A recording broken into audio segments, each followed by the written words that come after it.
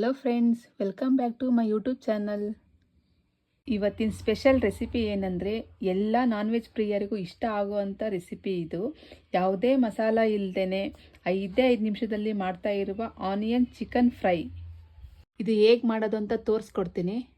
ಮೊದಲನೇದಾಗಿ ಗ್ಯಾಸ್ ಹಚ್ಚಿ ಒಂದು ಪಾತ್ರೆ ಒಲೆ ಮೇಲೆ ಇಟ್ಬಿಟ್ಟು ಅದಕ್ಕೆ ಒಂದು ಸೌಟ್ ಅಷ್ಟು ಎಣ್ಣೆ ಹಾಕಬೇಕು. ಎಣ್ಣೆ ಕಾದ ನಂತರ ರುಬ್ಕೊಂಡಿರೋ 2 ಸ್ಪೂನ್ ಶುಂಠಿ ಬೆಳ್ಳುಳ್ಳಿ ಪೇಸ್ಟ್ ಹಾಕಿ ಸ್ವಲ್ಪ ರೋಸ್ಟ್ ಮಾಡಬೇಕು. ಅದು ಹಸಿ ವಾಸನೆ ಎಲ್ಲ ಹೋಗಬೇಕು, ಆ ರೀತಿ ರೋಸ್ಟ್ ಆಗಬೇಕು. ಈಗ ನೋಡಿ ಪೇಸ್ಟ್ ಫ್ರೈ ಆಗಿದೆ. ಈಗ ವಾಶ್ ಮಾಡ್ಕೊಂಡಿರೋ 1 kg ಚಿಕನ್ನ ಪಾತ್ರೆಯಲ್ಲಿ ಹಾಕ್ತಾ ಇದ್ದೀನಿ ಒಂದೊಂದಾಗಿ.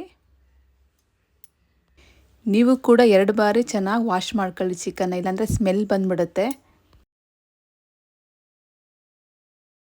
ಈಗ ಹಾಕಿರುವಂಥ ಚಿಕನ್ನ ಎಣ್ಣೆಲಿ ಫ್ರೈ ಆಗೋವರೆಗೂ ಚೆನ್ನಾಗಿ ಗೂರಾಡಿ.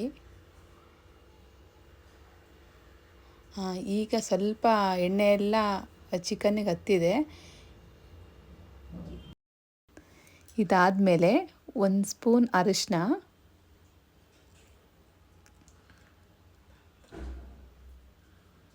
ರುಚಿಗೆ ತಕ್ಕಷ್ಟು ಉಪ್ಪು ಹಾಕಬೇಕು. ಹಾಕಿದ ಮೇಲೆ ಚೆನ್ನಾಗಿ ಬಾಡಿಸ್ಬೇಕು.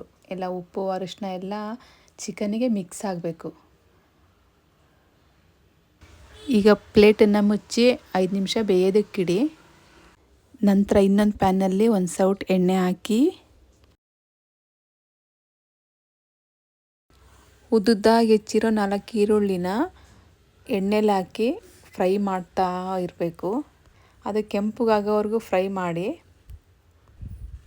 ಈಗ ನೋಡಿ ಆಲ್ಮೋಸ್ಟ್ ಫ್ರೈ ಆಗಿದೆ.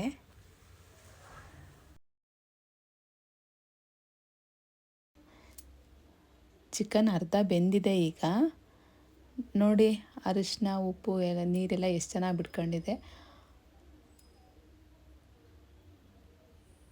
ಈಗ ಫ್ರೈ ಮಾಡಿರೋ ಈರುಳ್ಳಿನ, ಬೆಂದಿರೋ ಅಂಥ ಚಿಕನ್ನಿಗೆ ಈರುಳ್ಳಿನ ಹಾಕಬೇಕು.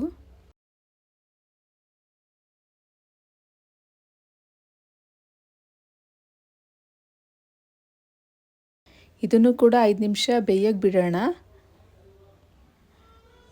ಮುಚ್ಚಿ 5 ನಿಮಿಷ ಬೇಯಕ್ಕೆ ಬಿಡಿ. ಇನ್ನೊಂದು ಪ್ಯಾನಲ್ಲಿ ಚಿಕನಿಗೆ ಬೇಕಾಗಿರೋ ಗ್ರೇವಿನ ರೆಡಿ ಮಾಡ್ಕೊಳ್ಳೋಣ. ಆಲ್ರೆಡಿ ಈಗ 1 ಚೌಟು ಎಣ್ಣೆ ಹಾಕಿದ್ದೀನಿ. ಅದಕ್ಕೆ 1.5 ಸ್ಪೂನು ಚಿಕನ್ ಮಸಾಲ ಹಾಕಬೇಕು. ಅದು ಸ್ವಲ್ಪ ಫ್ರೈ ಮಾಡಬೇಕು. ಸ್ವಲ್ಪ ಲೋ ಫ್ಲೇಮಲ್ಲೇ ಇರಲಿ, ಇಲ್ಲಾಂದರೆ ಮಸಾಲೆ ಸೀದ್ಬಿಡುತ್ತೆ. 1.5 ಸ್ಪೂನು ಖಾರದ ಪುಡಿ ಹಾಕಿ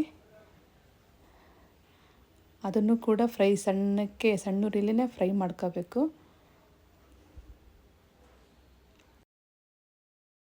ನಂತರ 1.5 ಸ್ಪೂನಷ್ಟು ಕೊತ್ತಂಬರಿ ಪುಡಿ ಹಾಕಿ ಫ್ರೈ ಮಾಡಿಬಿಡಿ.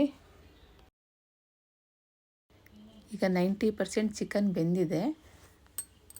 3 ಸಣ್ಣದಾಗಿ ಹೆಚ್ಚಿರೋ ಟೊಮೊಟೊನ ಹಾಕ್ತಾಯಿದ್ದೀನಿ.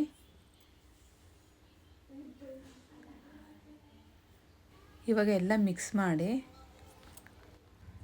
ಟೊಮೊಟೊನೂ ಸ್ವಲ್ಪ ಮೆತ್ತಗಾಗಿದ್ದ ತಕ್ಷಣವೇ ಫ್ರೈ ಮಾಡ್ಕೊಂಡಿರೋ ಪೌಡ್ರು ಕೂಡ ಹಾಕಬೇಕು.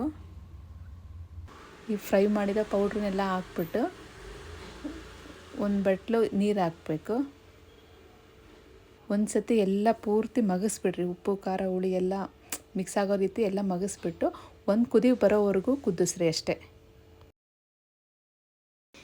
ಈಗ ನೀವೇ ನೋಡಿ ಫ್ರೈ ಎಷ್ಟು ಕಲರ್ಫುಲ್ಲಾಗಿ ಬಂದಿದೆ ಅಂತೇಳ್ಬಿಟ್ಟು.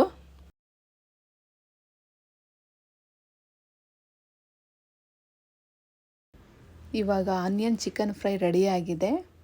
ಸ್ಟವ್ ಆಫ್ ಮಾಡೋಣ. ಹೋಟೆಲ್ನಲ್ಲಿ ಮಾಡೋದಕ್ಕಿಂತಲೂ ಹೆಚ್ಚಿನ ರುಚಿ ಇರುತ್ತೆ. ಒಂದು ಸರಿ ಮನೇಲಿ ಟ್ರೈ ಮಾಡಿ ಹೇಗಿದೆ ಅಂತೇಳ್ಬಿಟ್ಟು ಕಮೆಂಟ್ ಮಾಡಿ, ಲೈಕ್ ಮಾಡಿ. ಹಾಗೂ ನಮ್ಮ ಚಾನಲ್ನ ಸಬ್ಸ್ಕ್ರೈಬ್ ಮಾಡಿಲ್ಲ ಅಂದರೆ ಸಬ್ಸ್ಕ್ರೈಬ್ ಮಾಡೋದನ್ನು ಮರಿಬೇಡಿ.